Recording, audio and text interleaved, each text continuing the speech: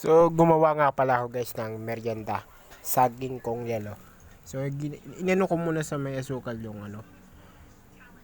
Tapos nilagyan ko ng tubig. Ganun yung nakita ko sa may YouTube. So, ginaya ko lang.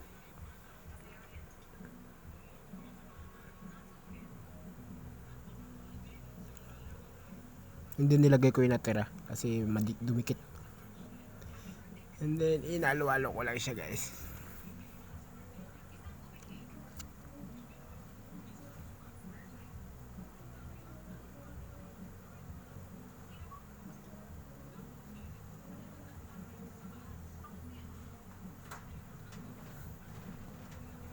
And then ano siya guys, nilipat ko siya ng ano kasi hindi ko matakpan.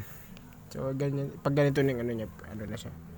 Medyo ano na siya, dilaw-dilaw.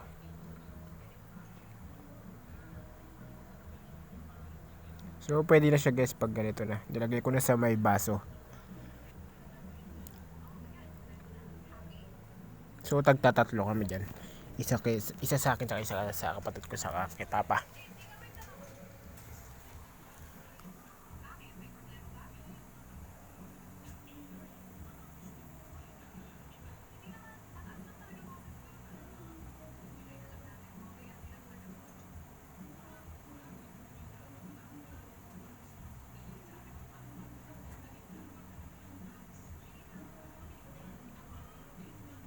So yan na guys.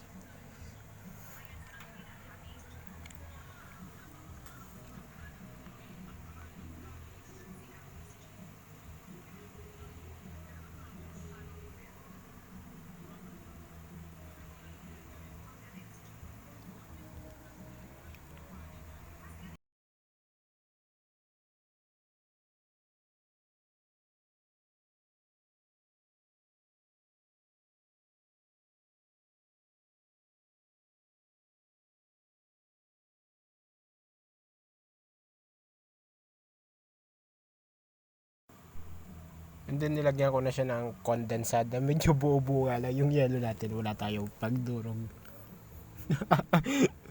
Pwede na rin yan. At least may palamig ngayong summer. At least napawi yung init. Yung pinano ko kay papa ko yan, natawa siya. Wala kasi tayo yung pangdurog-durog ng yelo. So pwede na rin naman yan. At least may ano, sariling palamig. Kaysa bibili ka pa. So yun na guys, maraming salamat.